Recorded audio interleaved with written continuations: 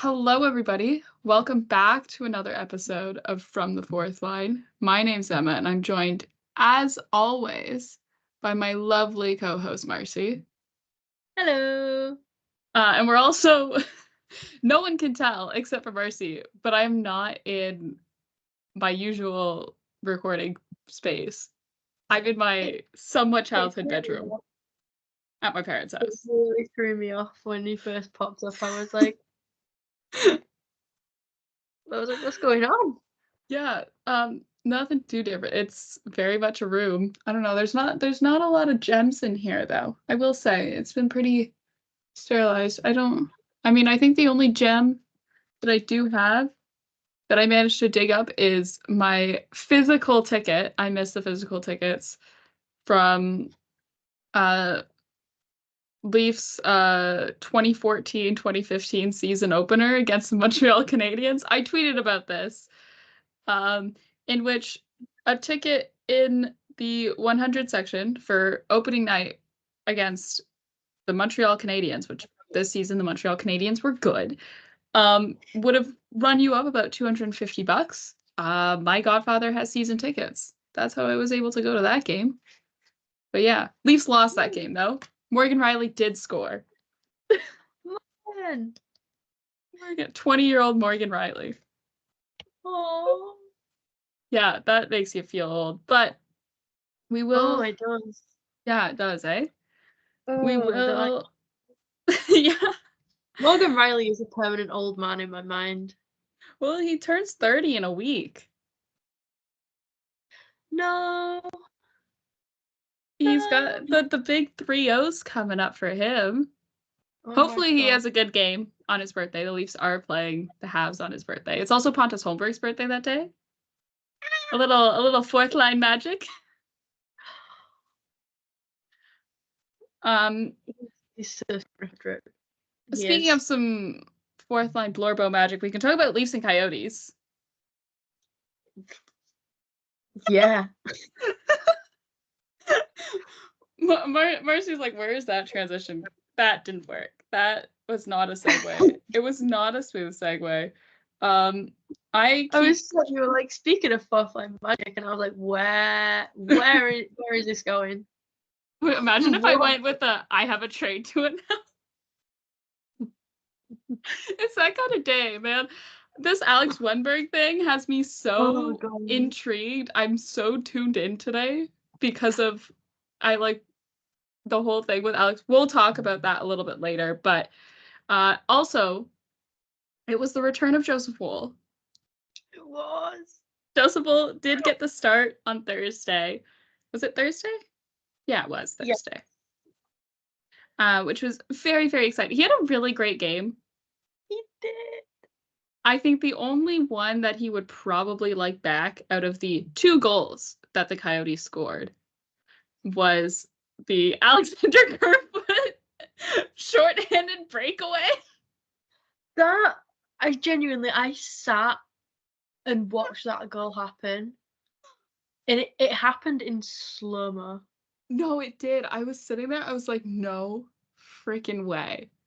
Did Alex off of a Morgan Riley misplay? We'll talk, but like, never in his 4 years with the Leafs have I seen Alexander Kerfoot be able to score on a short-handed breakaway on a 1-on-1. I've never. I don't think that's a lie. He did it once. I looked into this. He did it once in 2022. That's it. That's the last time he did that. Oh. And then he did it against his former team. And we will say, though, because we are proud permanent vacation. We're proud supporters of the permanent vacation movement. We are. Alexa, play permanent vacation one last time. For those who are uninitiated, because this was very much like only a thing on a small part of Leafs Twitter last season. Around, I can't even remember what time. It was like, what, February?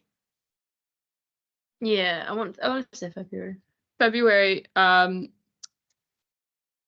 me and Barcy were in this group chat, and someone was like, oh, like what's a song that best represents Alexander Kerfoot and Justin Hall? And I, as a joke, purely based because I think this was like the same week or like a couple days after Justin Hall like fell over during a game, like on the ice, like pure like Hughes brothers just fell over.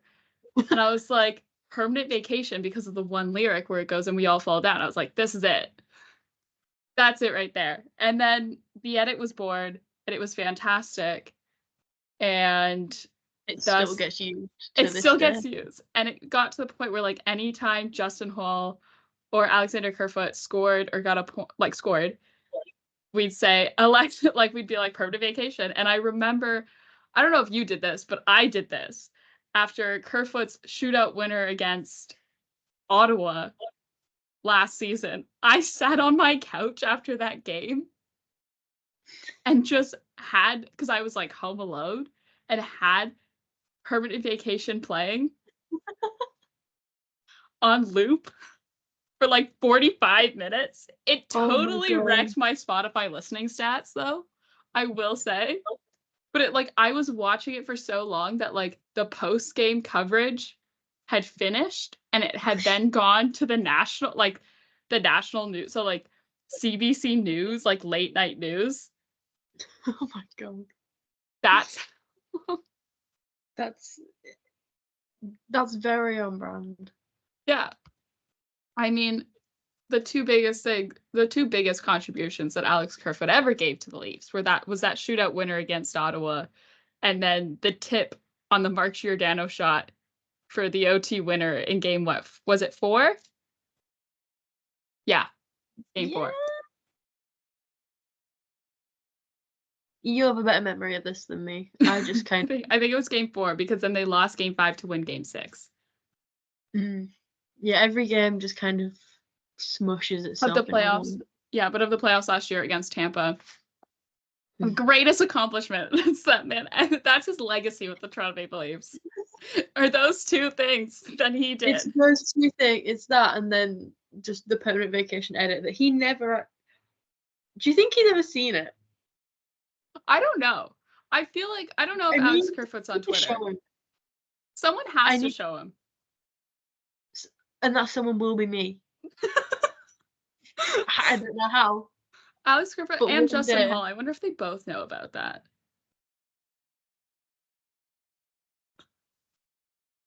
No, imagine someone just goes, yeah, there's like a little group of gay people on Twitter that post this one edit to a 5 seconds of summer song every single time you score. Oh my god. What then? Oh, if we ever get either of them on the show. Due diligence. I feel like it's our due diligence to Leafs Twitter. Yeah, it will be like, we legally have to show you this because this is your legacy. This is your legacy. Is a permanent. It's like permanent, and the thing is it's all like lowlights. Like it's not like highlights of their game. Like the edit is all of their bad plays. What do you mean? It's full of absolute gems. The best plays of the careers. You know, Justin Hall.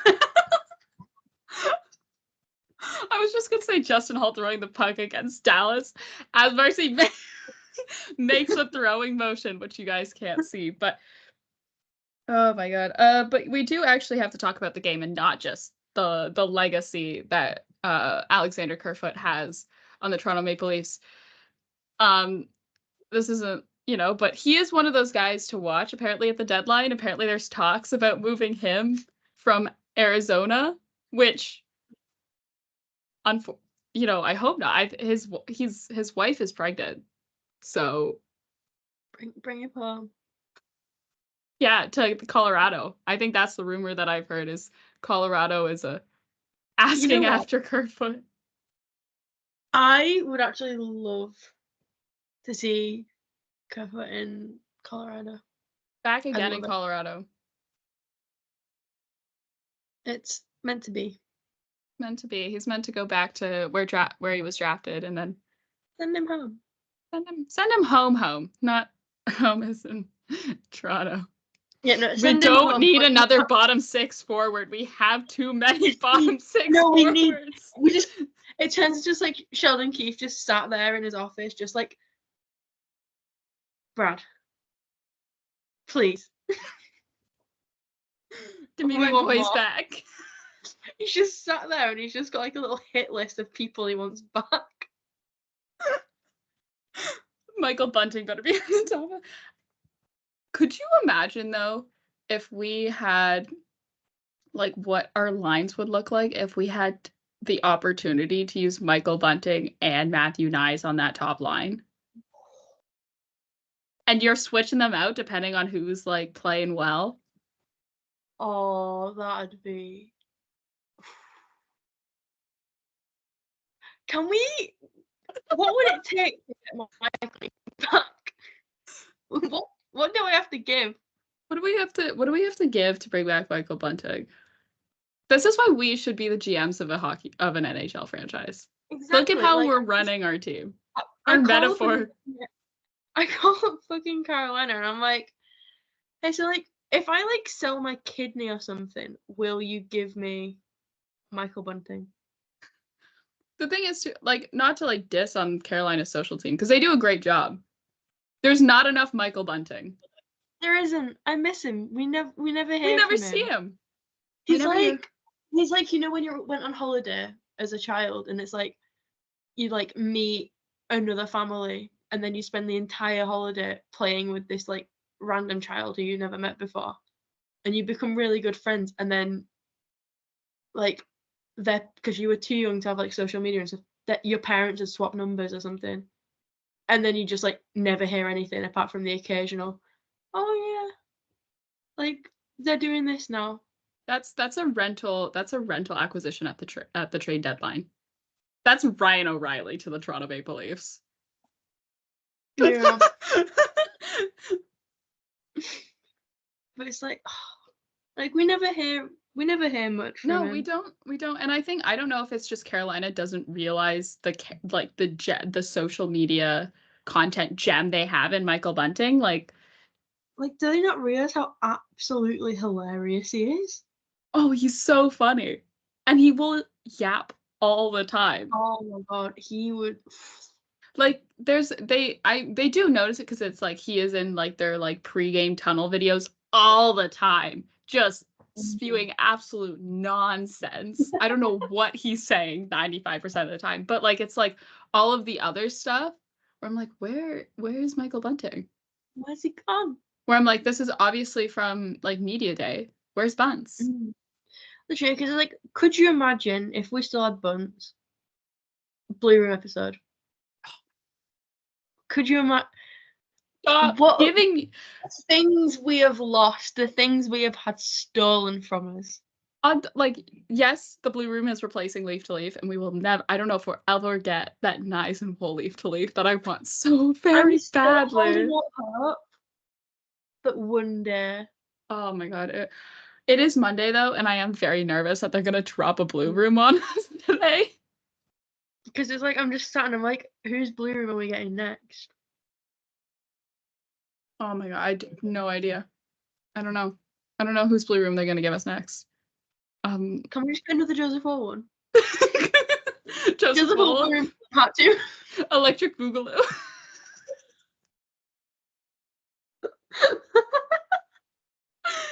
We do actually have to talk about some actual hockey though, and not just former Leafs and Leafs legends. But I think mostly what I want to talk about is the Matthew Nyes goal, which was primarily facilitated by Mitch Marner's drop pass. Because of course.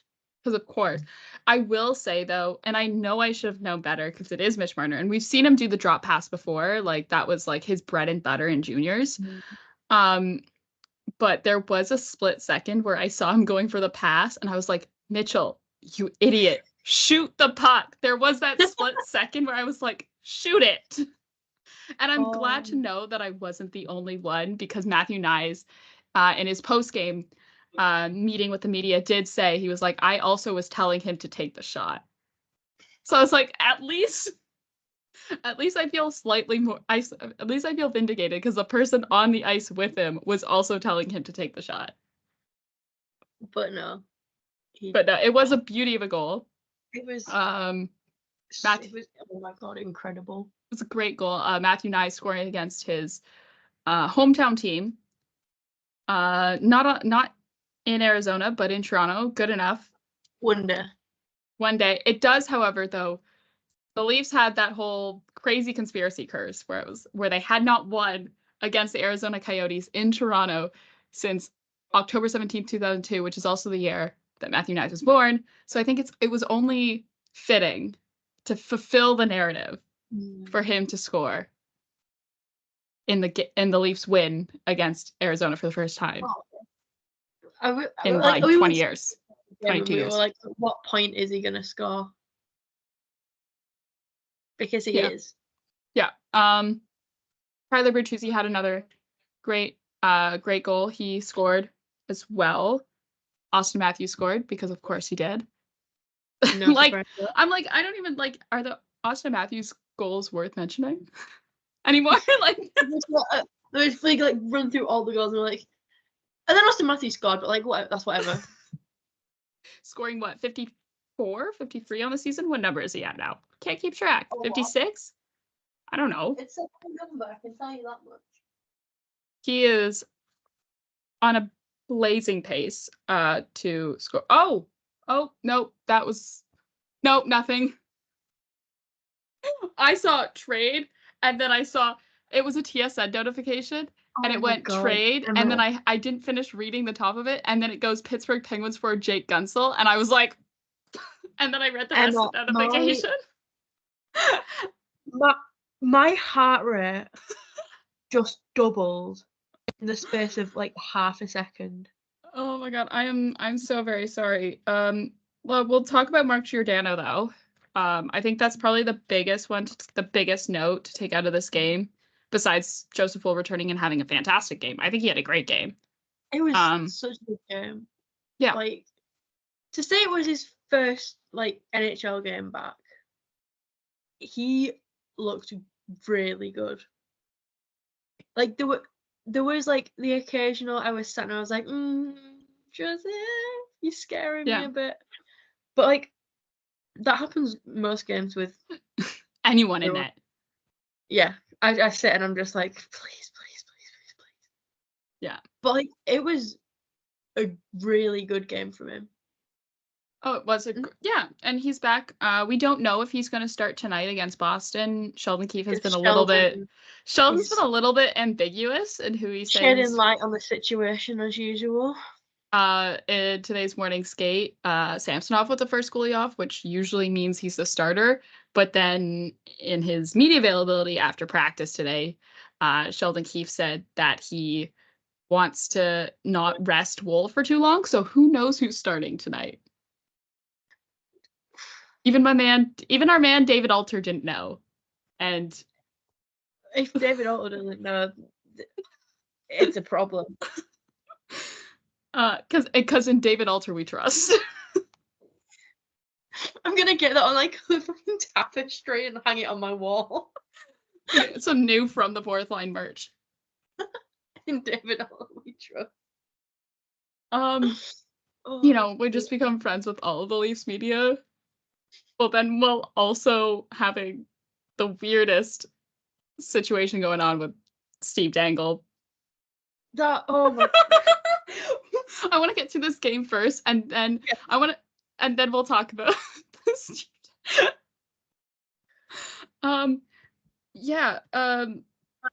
So Giordano on a goal attempt slides into the boards awkwardly, going head and neck first. He leaves the game. And it was confirmed after the game that it was due to a head injury and that his timeline is unknown, which is a little bit questionable, which means Marner was back up to taking shifts at D. I mean, at this point, I'm not even surprised when he ends up. It's like, yeah, there he is.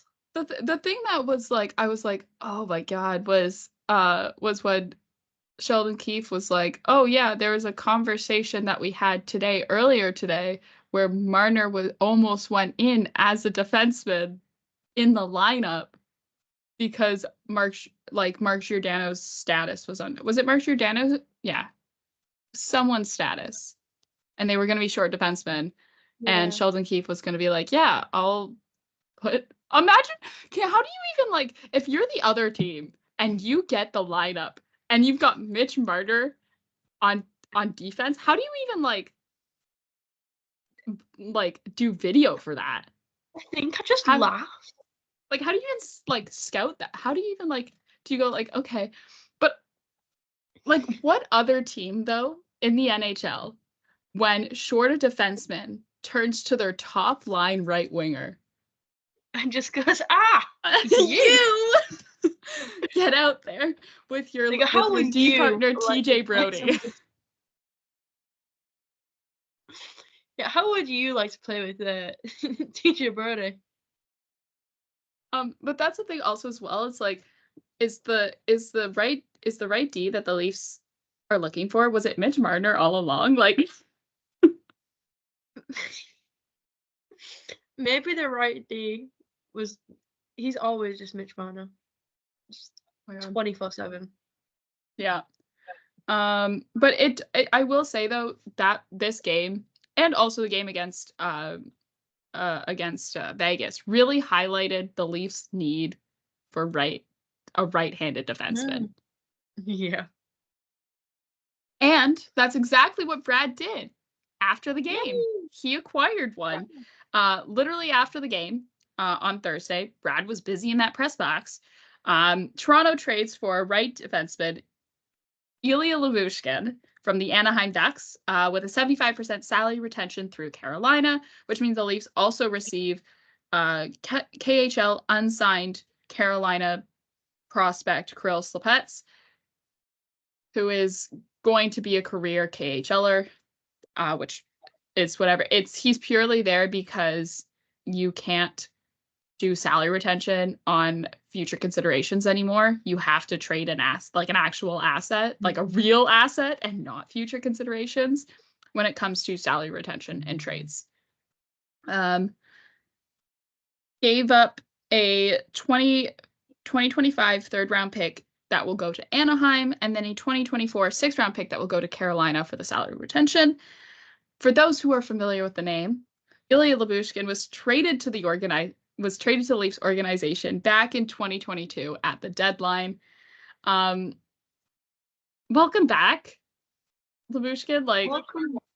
I will say though, I do appreciate he is really good friends with Samsonov, so the vibes are fine. I'm like, okay, I can appreciate the good vibes he's bringing, with giving Ilya Samsonov a friend.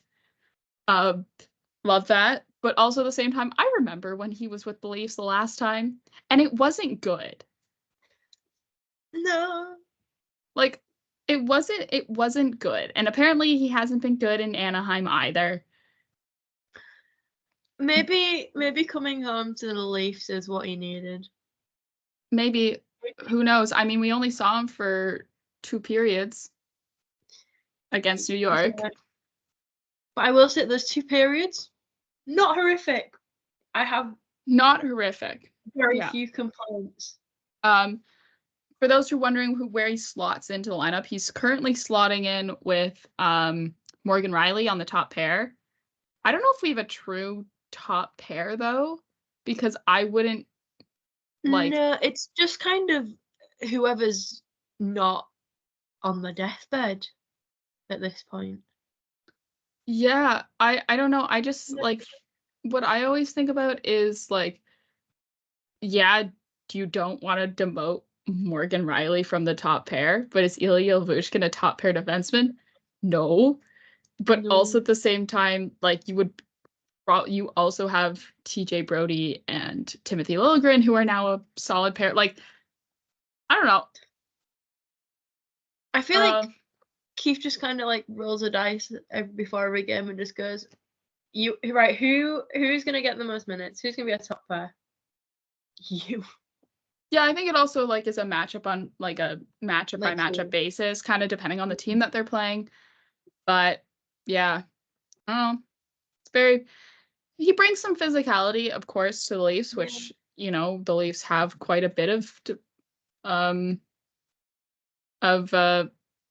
they have quite a bit of physicality on the blue line now between Benoit, McCabe, and now Lyubushkin, and yeah. Yeah, Leafs and Rangers, though. We can talk about that game as well. Leafs win that one as well. Samsonov and net. And Liljegren returns to the lineup. First game for Lyubushkin. He did miss the third period, though, due to having to go through concussion protocol after hit into the boards by Matt Rempe. Which, this was something I was getting into discussion about. I don't know about your opinion on that hit. I tweeted out, hey, maybe I'm dumb, but shouldn't this be boarding? And then people were like, well, actually, maybe you could qualify it as charging. I was like, I don't like boarding, charging. It's whatever. It should get called, right? Like it's what I'm raising as a concern is that should have been something that had gotten called, primarily because Matt Rempe is 6'8". What are you doing leaving the ground on a hit? If you are 6, like, I'm not being funny. If you are 6'8", you should, if anything, be like crouching down and making yourself smaller. Oh yeah. Yeah. You shouldn't be your feet should not leave the ground if you are 6'8". 6'8" and on skates. So like he's like what? Fucking massive. 7 feet tall. Like, is that how tall he is with skates on? Like, Jesus Christ. But the defense was better with Liljegren back. I think, you need the right hand. Yeah. Especially, and that's something too is like not necessarily like the defenseman that the Leafs were putting out the last 2 games with 6 left-handed D was like they're bad defensemen and they're playing on their offside, whatever. It's just in situations it's harder to be left-handed. You know what? On the back check, I don't. You know what I mean? Yeah, like you could tell that we need right-handed defense. Yeah. Oh yeah. Also as well, Calle Järnkrok returns to the lineup. Welcome back after missing 13 games dating back to before the All-Star break with a broken knuckle that he suffered in practice. He slots in third line right wing with McMahon and Tavares, meaning that Nicky Bobby, the odd man out, gets sent down to the Marlies. I had a lot of people like when the first practice he was in extra grays before Järnkrok's return. I had a lot of people going, oh, he's getting traded. That means he's traded. I don't think necessarily that's true. I knew right away that wasn't true because Pontus Holmberg has now hit 70 games played, he's no longer waiver eligible, meaning that the only 2 players on the Leafs right now who can be sent down to the Marlies and not have to worry about clearing waivers to do so is Matthew Knies and Nicholas Robertson, and you're not going to send down your top line left winger down to the Marlies to make space for a guy in your bottom 6 to come back from injury. Like that's not happening. And it truly is like people are like, well, you should trade it, whatever. Like Nicholas Robertson will get called back up when roster limits go away in 4 days. Yeah. Right? Like, we'll be seeing him very, very soon. We'll see him very, very soon. It makes sense that you're sending down Nicholas Robertson because, like we said, Leafs bottom 6, very full. Very full. Because you still also have Noah Gregor as well. I really need to start playing again because your fantasy team is struggling. Well, I don't want to be mean to him, but like he never had a massive impact on my fantasy team. But it's not it's the vibes that he brings. He's a locker room guy. I will say though, not to brag about my own fantasy team, but I am riding high a 4-week win streak right now. Well, I Shout out to Zach Hyman for hitting 40 goals this season. I absolutely destroyed Cal last week. Oh, 120 to 65. oh, Cal. Oh, Cal. Oh, Cal. Go on a 3-week losing streak. But yeah, talking about the game, John Tavares scores a goal. I'm loving the third line. Like, love the third line. I think they're doing such a great job, and I think John Tavares is really, like, he's taken the demotion in stride, and I think, you know, for him, that shows how mature of a player he is on it, like, right? And also as well, like, him, you know, Yarncroke is so versatile of a player, right? He can play anywhere, literally. Yeah. And then McMahon too, as well. Like, not versatile, but like Bobby McMahon. Bobby McMahon. We love Bobby McMahon on the show. So like, yeah. And I think I don't know like when it lines up of like John Tavares getting moved down to the third line and like when his scoring has come back. And I'm sure there's maybe a correlation between that. I didn't do that. It feels like, yeah, I'm sure someone has actually done the research on the stats that we haven't done. Sorry. But like, yeah. Also, so I do though want to talk before we talk into the shootout and OT and Max Domi on his birthday. I do want to talk about Rempe and Reeves, which is a discussion we had last episode about fighting in the NHL and about how Matt Rempe needs to cool it down. And you could tell that people really were expecting Ryan Reeves to fight Matt Rempe. And I didn't want Matt Rempe to fight Ryan Reeves. No. Like, the amount of people I saw, like, even, like, just on Twitter before, like, like, being like, oh, I can't wait for Ryan Reeves to fight Matt Rempe. And I'm like, do you not, like, think, do you not, like, take one look at this child? His face. Like, he is battered. He's got, like, 2 black eyes. Yeah, like, this kid's face is still swollen. And you're like, yeah, you know what he needs? To get punched again. Yeah, and, like, that's why I said, like, and you could tell also as well, like, the way that both coaches, like, Laviolette and Keefe were rolling out their lines is that they were not wanting Rempe and Reeves to be on the ice at the same time. Like, you could tell that first half of the game, like, Reeves would go off, Rempe would come on. Like, they were making sure that they weren't on the ice at the same time. And then the hit on Lyubushkin happened, and he leaves the game, and he doesn't return for the third period. And I think that's maybe the inciting incident of the fight is like, hey, you make a hit on this guy, which, yes, is how hockey works.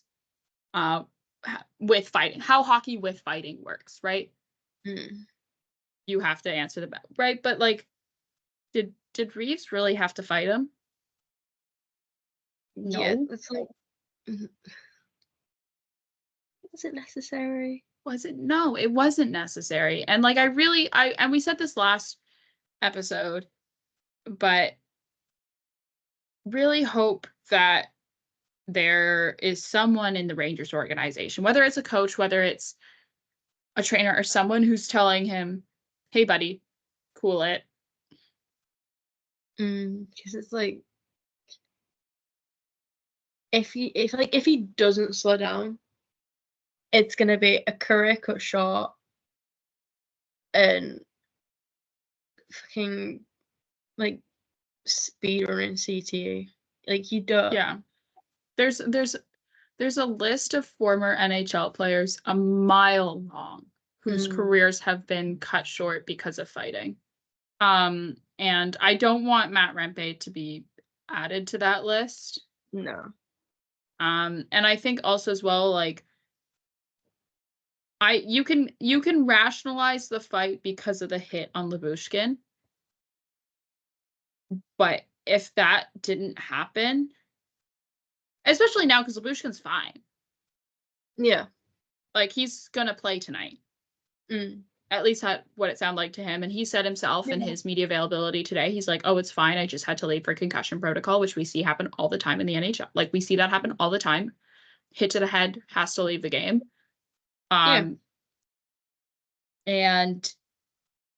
But like, if that hit didn't happen, there would be no reason for Ryan Reeves to fight Matt Rempe. No.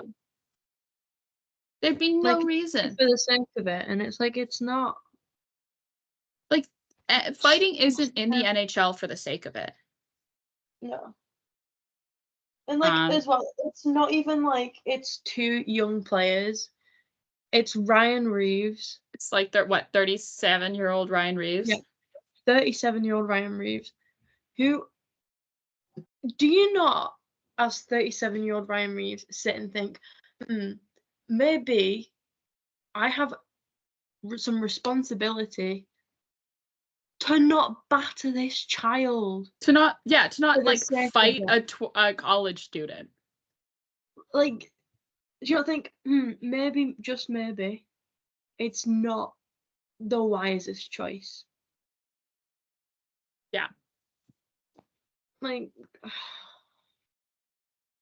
it just annoys me because it's like, you can't go, oh yeah, I've played in the league for God knows how many years.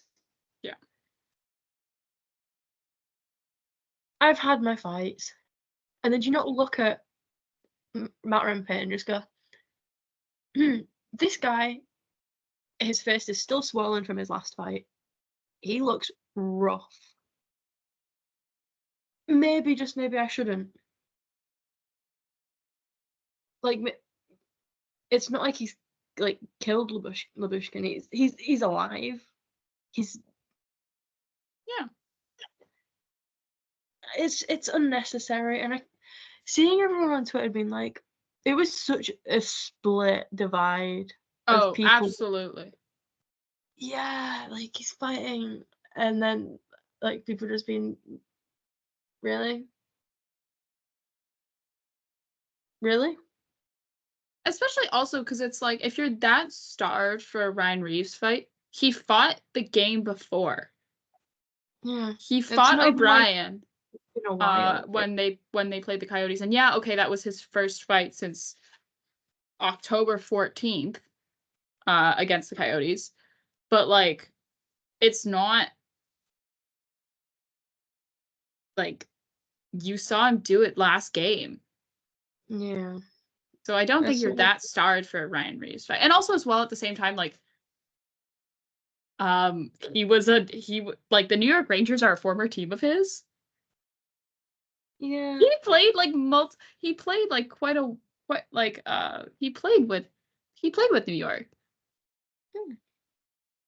Correct me if I'm wrong, for multiple seasons. I could be wrong on that front, but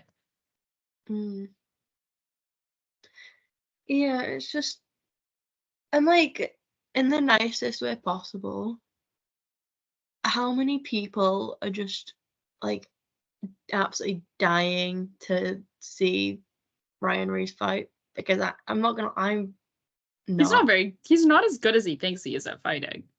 No. I think he's lost most of his fights this year. Yeah, like, you know what? I think to put that to the test, I think I should personally fight Ryan Reeves. If Ryan Reeves wants to fight a college student, he can fight us. How tall is Ryan Reeves? Ryan Reeves, I have his hockey DB page right here. He is 6'2", 226 pounds. 6'2" Ryan Reeves takes on 5'7" rugby player from Bradford. I'd pay for that. I'd pay to watch that. There's a pay-per-view for you. I'd do it for free, but yeah. Also, well, yeah. Max Domi's birthday. Happy birthday, Max Domi. You're 29. Happy birthday. I think he's 29's a good year for for the Is he Leafs at the moment. Yeah, I want to make sure that I'm saying he is 29 before I. Yeah, 29. 29? Yeah, for the Leafs.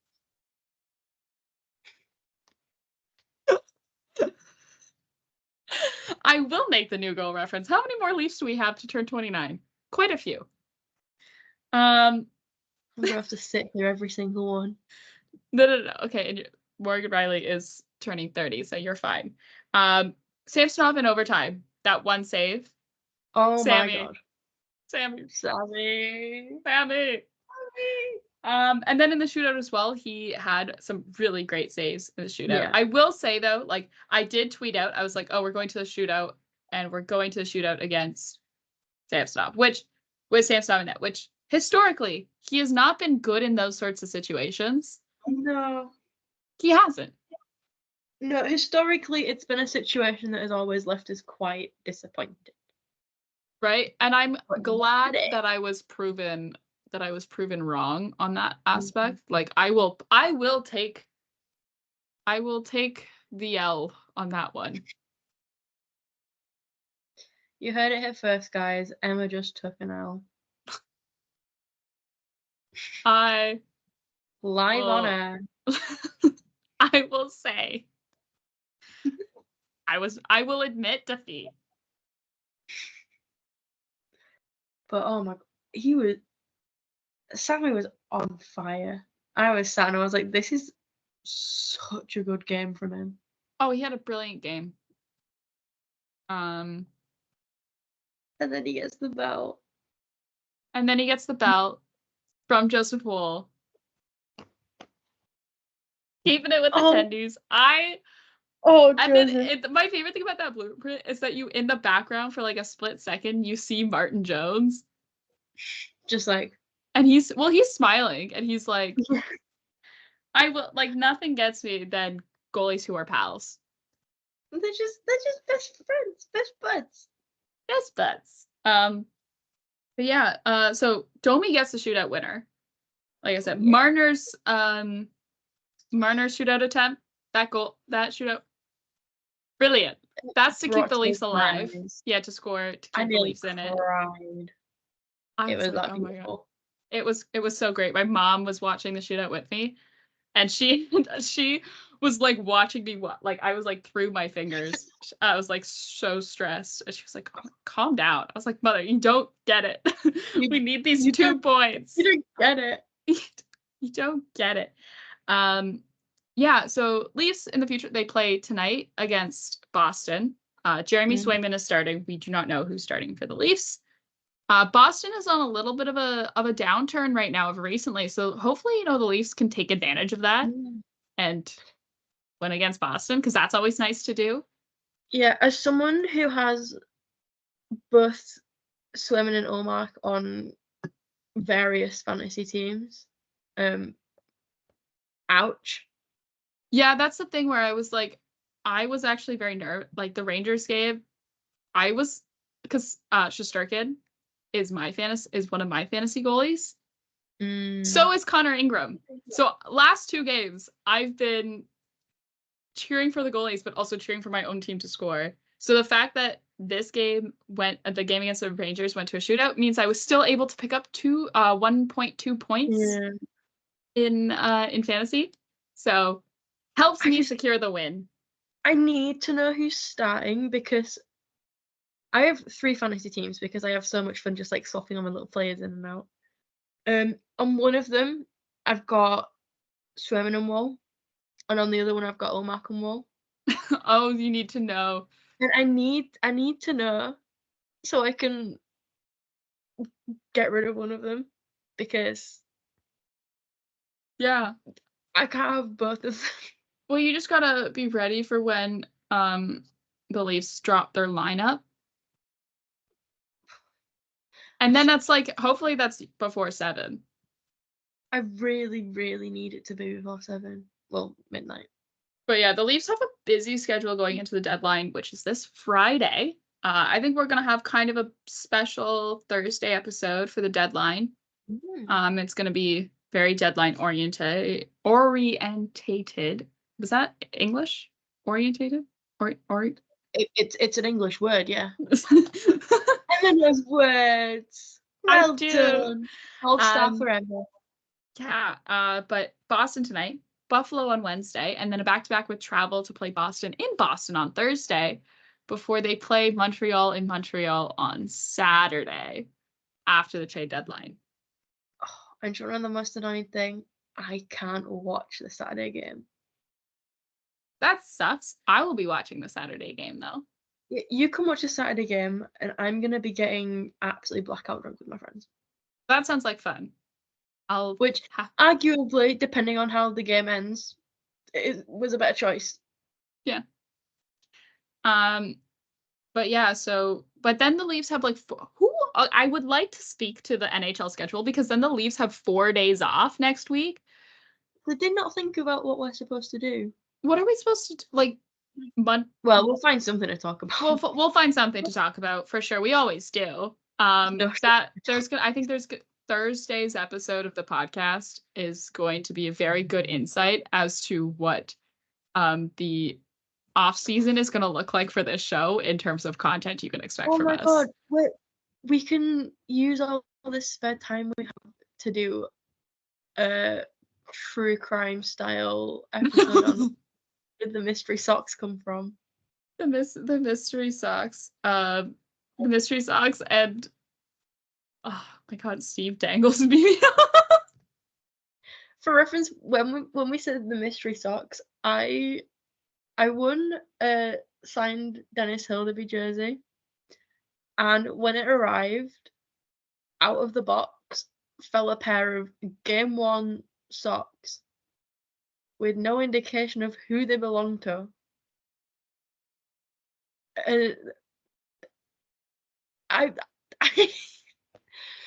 So now I just have like a pair of socks that I'm like. But I think the best thing to happen to you this week though is Steve Dangle acknowledging your tweets about him getting a BBL, and that's why there's no LFR for last games.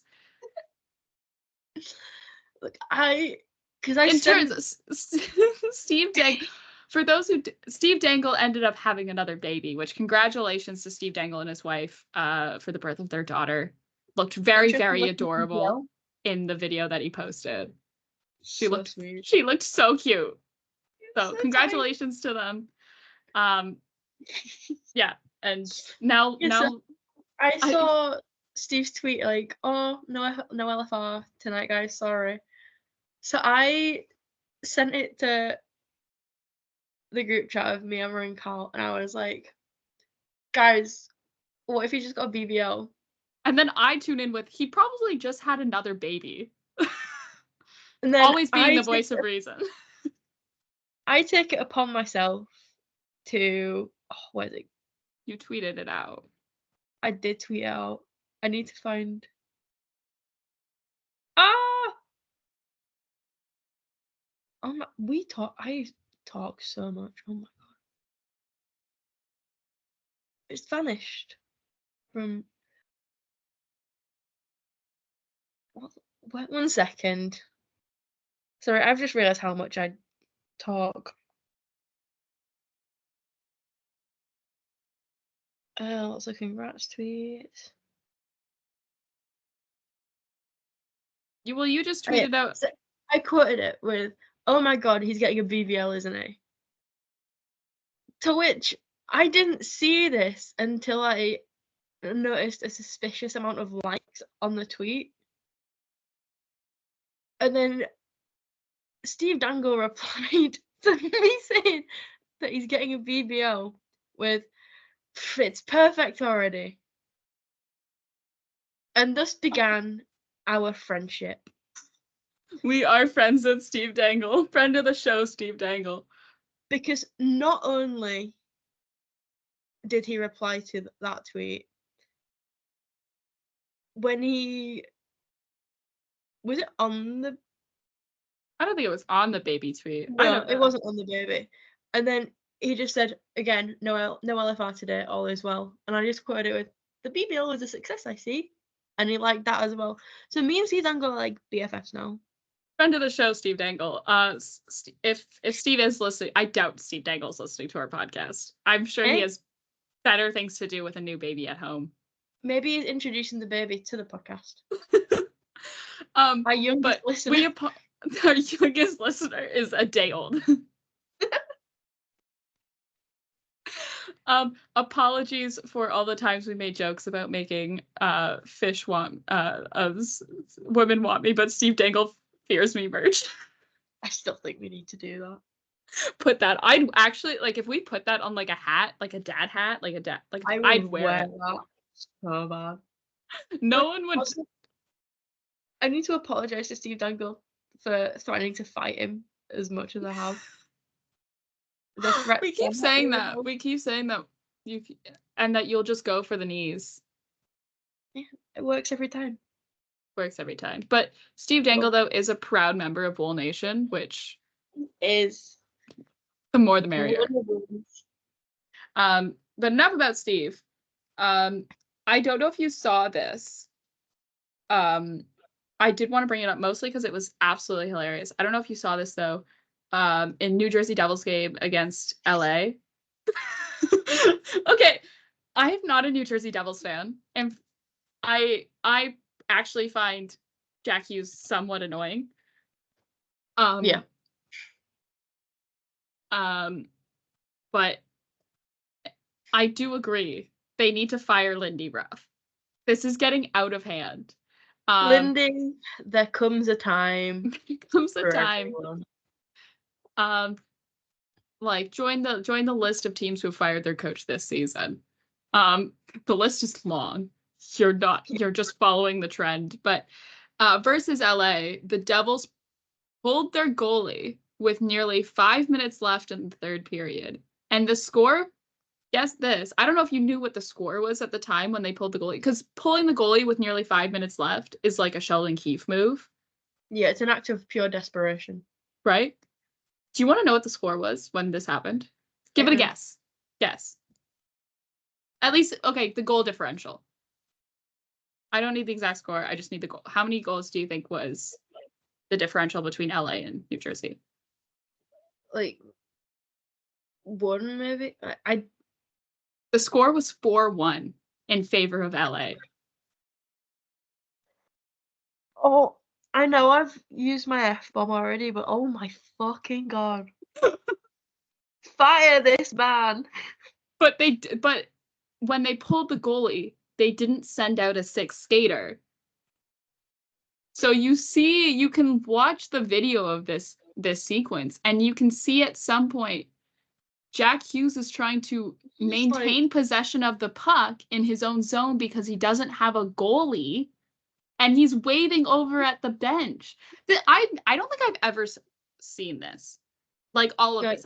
I'm sure this has probably happened where a team has forgotten to send out a sixth skater, but I don't think I've ever seen it where the score was 4-1 and there was still 5 minutes left in the game. That's bad. And we're Leafs fans. And we're Leafs fans. And so we've seen bad coaching. Like, and that's the thing. It's like, I could coach a team better than that. Put me behind the bench in New Jersey. I think I could do a brilliant job. Because I can count to 5 and I can count to 6. Big numbers there. I also wouldn't have pulled my goalie with that much. That was like when the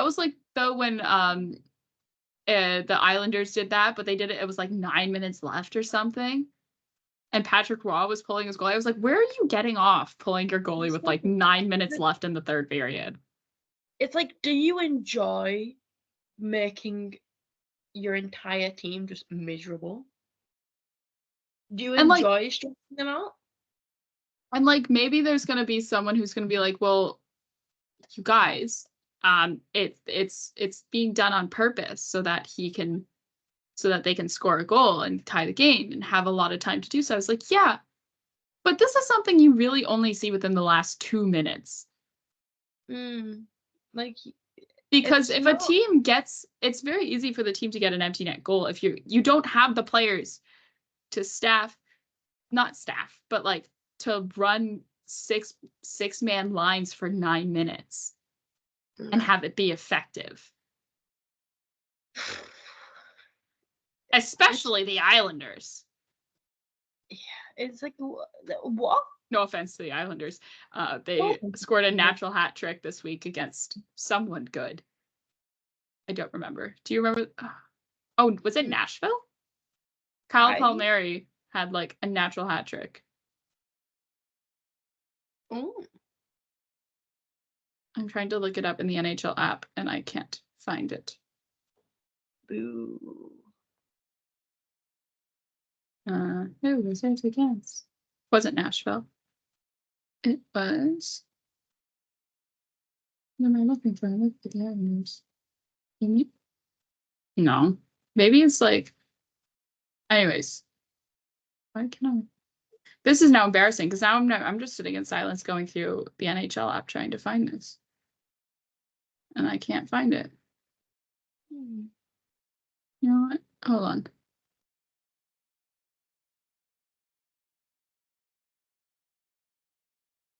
No, let me. Sorry, I hate the NHL app. With it's burning passion. Let me click on the teams from the schedules.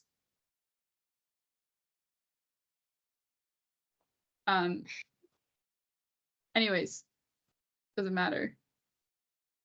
Oh, it was against Boston. It was Saturday against Boston. Oh. I knew it was a yellow team. Kyle Palmieri got a natural hat trick against Boston. But anyways, what I would say, but also as well, like New Jersey they need to fire their coach because you look at their lineup and then you look at where they are in the standings, and they are 30-27-4. That's their record this season. That puts them 8 points out of a wild card spot with 22 games left. Imagine, like, think about what New Jersey did last year in the playoffs. Beat New York. If I remember correctly, that series against Carolina went at least 6 games. Yeah. Right? They were competitive against Carolina. I needed to do more research on. I was like, I can't rely on my memory for everything. But no, it's miserable out in New Jersey. It is, and maybe just that's also because New Jersey is this. It's also because it's the state of New Jersey. No offense to people who live in New Jersey. Full offense to people who live in New Jersey. And well, you can hate on New Jersey. I hate on everyone. True. I am a hater of places I've never been. Just because it's fun. And I like hating.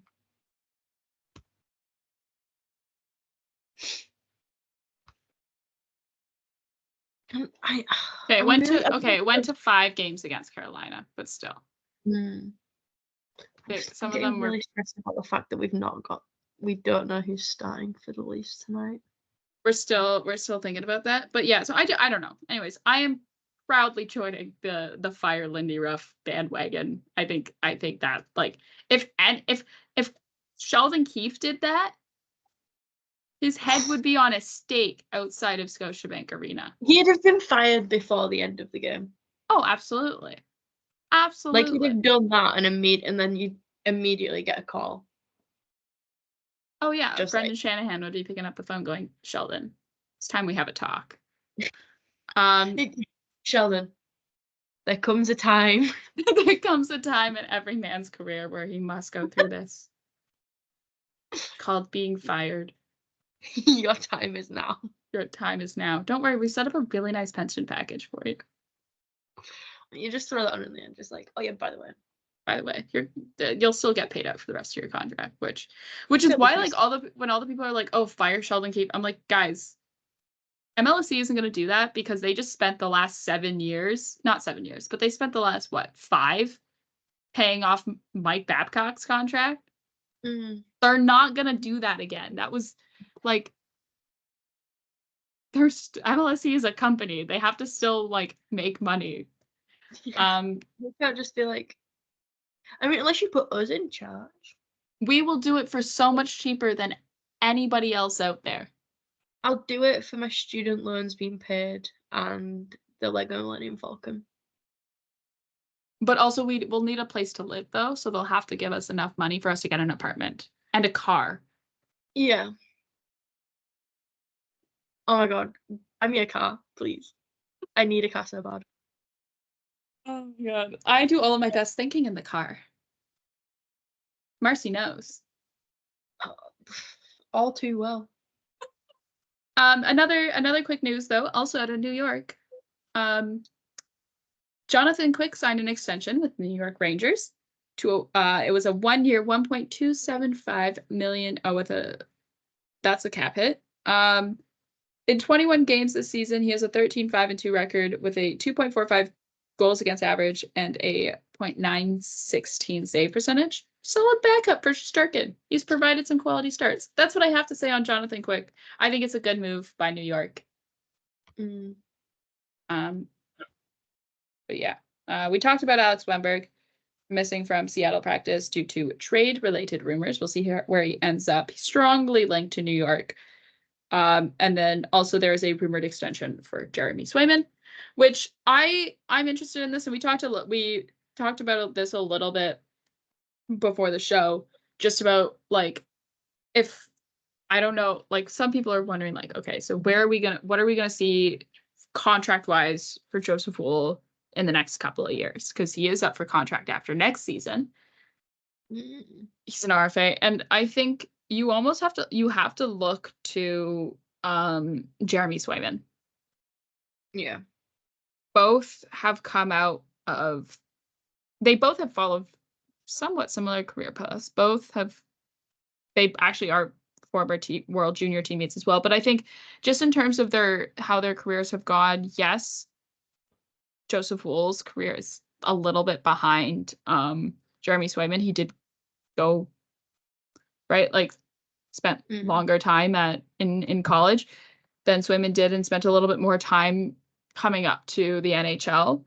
But that I don't know. I'm like, it makes sense. Just go with it. It makes sense. Just go with it. When you look at when they're done and retired, I'm sure probably you'll look back and sorry, I just said Joseph Wool retired at the same sentence.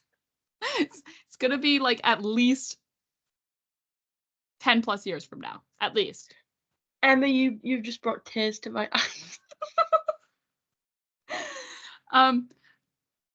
But yeah, I think they'll mirror each other, and they'll be very similar at the end of the day. But yeah.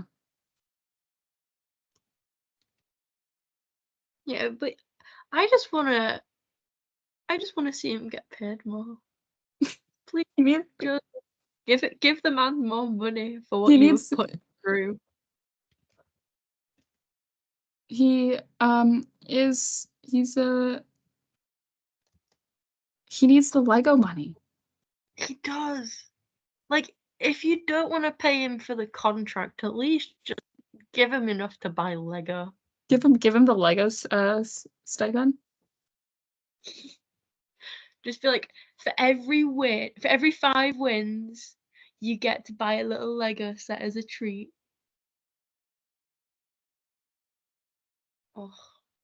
I buy my Lego. But yeah. Oh, I can't even remember now at the top of the show if we even talked about on 32 Thoughts.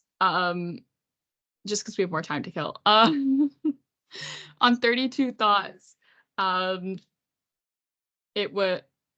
Elliot Friedman suggested Justin Hall returning to the Leafs. Elliot, I have never said anything bad about you in my life. You are my best friend. What's all this criticism we've raised against his team acronyms? I'm sorry, that wasn't us. That was some different people. That not us. What do you mean?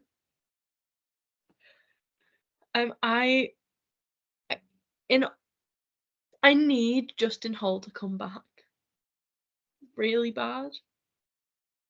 So bad, in fact, that my name on this team's call is Leafs legend Justin Hall with question marks. Returning Leaf legend. I will think about Could it, you but you do have to think about how happy that would make his former roommate, Mitch Marner, if he does return to Toronto. Dude, I'm sorry. Forget how happy Mitch Marner's going to be. Think about how happy I'm going to be. I cried when I found out he left. I cried on my grandma's couch. Justin Hall coming back to the Leafs would. Lindy Ruff's been fired. What?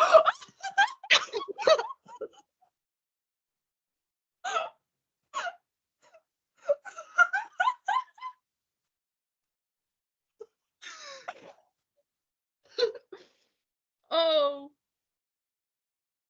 Add him to the list.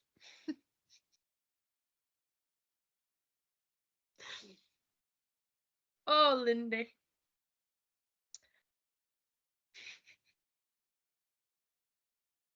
Well, if I had a nickel for every time we had a live reaction to an NHL head coach getting fired because it happened at the same time that we were recording the podcast, I would have 2 nickels, which isn't a lot, but it's weird that it happened twice this season.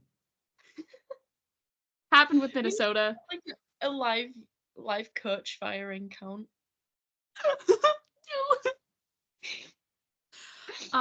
Yeah, Lindy Ruff now can go on his permanent vacation. I'm sorry. I'm now realizing what that.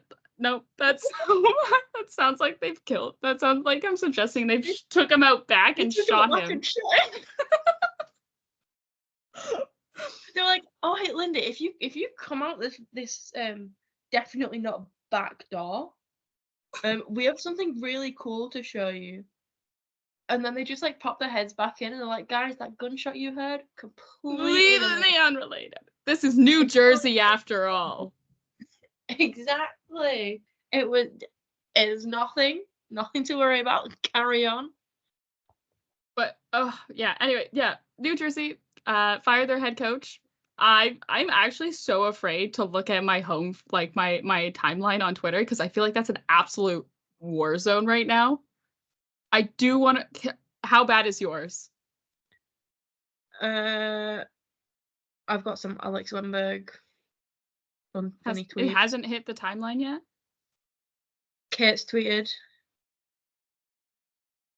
We need to have Kate on the show. We do. And I'll fix this. Anyways. Lindy Ruff was fired. No? But yeah, so while you scroll through that, bring out the whole I jumped. The New Jersey Devils announced that they relieved Lindy Ruff of head coaching duties and named associate coach Travis Green as interim head coach for the rest of the season. Green will start in his role at Tuesday morning's skate. In advance of that night's game versus Florida, he will lead the staff of existing assistants Ryan McGill, Chris Taylor, Sergey Brylin, and goaltending coach Dave Rogalski. Hey, is that not the guy from Gilmore Girls? Is Adam Brody the goaltending coach for the New Jersey Devils? Stranger things have happened. My personal favorite tweet I've seen about it so far is "Ding dong, the witch is dead." This quote here. I hold our entire organization to the highest levels of accountability to focus on being a competitive team that expects to be a perennial playoff contender, said Fitzgerald. Unfortunately, we're not currently at that level, and I needed to make this decision. This was an extremely difficult conversation to have with Lindy based on the relationship that he and I have. He was the right coach to develop our young players on the ice, and above all else, he's a tremendous person. Yeah. Then it's just a whole stuff about I've seen Fitzgerald and Green were teammates.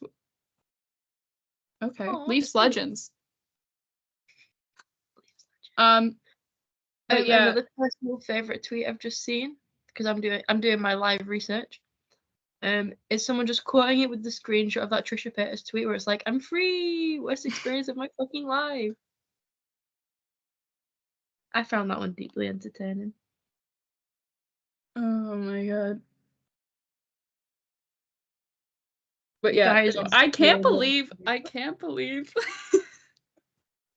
the scream I just I can't believe, like, for the second time, and this is all because I chose to talk about Jonathan Quick's extension, and also Justin Hall mentioned on 32 Thoughts to being Richard.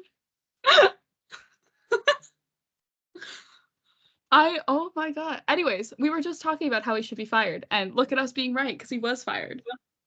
This is why we should replace Gary Bettman. We could do Gary Bettman's job better. Hey, you know what? Columbus still has an opening for general manager. We are Gary Bettman if he's Slade. Look, you want to know my qualifications are? My qualifications for general manager. This is directly to Columbus Blue Jackets.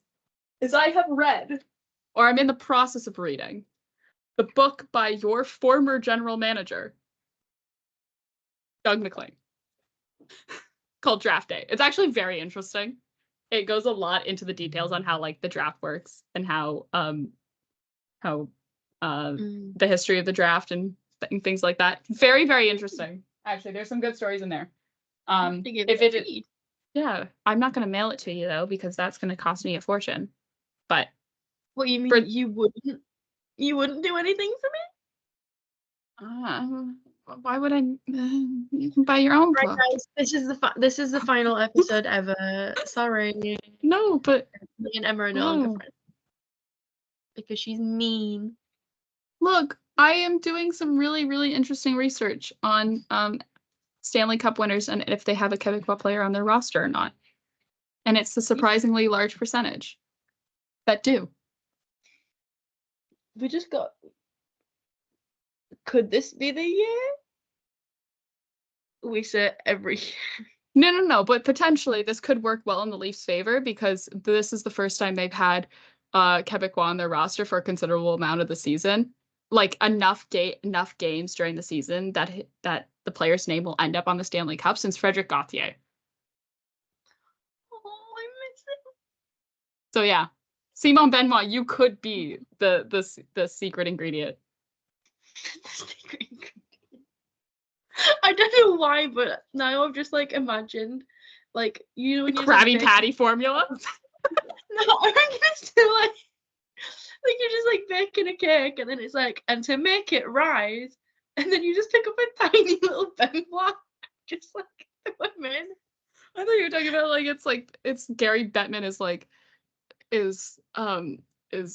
Mr. Krabs, and he's guarding his Krabby Patty formula, which is how you win a Stanley Cup, and Brad Treliving is Plankton, and he is trying to steal the Krabby Patty formula, and the Krabby Patty formula to winning the Stanley Cup is a Quebecois player.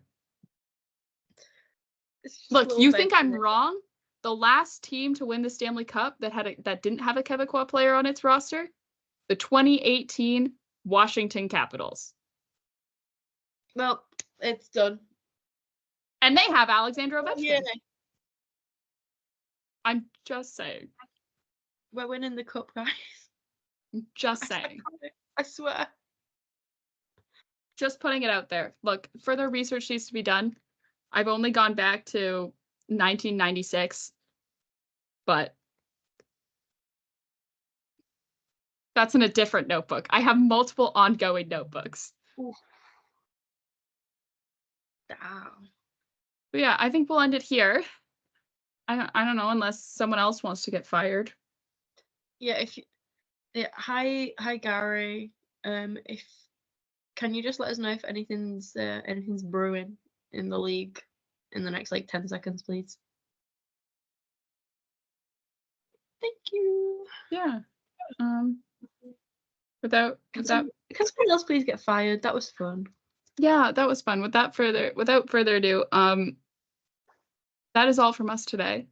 Thank you for listening to another episode. We'll be back on Thursday before the trade deadline to maybe break down some trades, maybe discuss some potential trades. We'll see. I think it's going to be a very trade-centric episode. I think it's going to be fun. We have something somewhat planned. Hopefully it goes through and it happens. Or I'm saying this and it doesn't happen, and then it's really embarrassing. Thank you so much for listening. You can follow the show on Twitter at From the Fourth Line. That's fourth with the number 4 and the T and a TH. You can listen to the show wherever you get your podcasts. We are slowly updating the YouTube channel, so don't fret. They will all be up there eventually. I listened to, like 5 episodes last night. Yeah, I was really proud of myself. Or you can find us wherever else you get your podcast. Spotify is, I think, our most popular listening platform. You can follow both of us on Twitter. We're really funny when we're not doing this. We're also funny when we do this, but we're also funny. Yeah, I tweet about Steve Dangle getting BBLs, so that's all you need to know. It's that and me just being like, I miss Joseph Lowell, when we got a new picture of him like 3 hours ago. Yeah. At 60 Leafs for Marcie, at PairB1 for myself. Thank you so much for listening. Enjoy the Leafs game tonight. We surely will, hopefully, or we'll be miserable and sad because it's Boston. But who knows? I'll be miserable. I have a 9 a.m. tomorrow. Oh yeah, you will be miserable and sad. I will have a great time watching the game. I'll have a great time watching the game. With that being said, all right, bye-bye. Bye. Go Leafs go. Go Leafs go. Go Leafs go.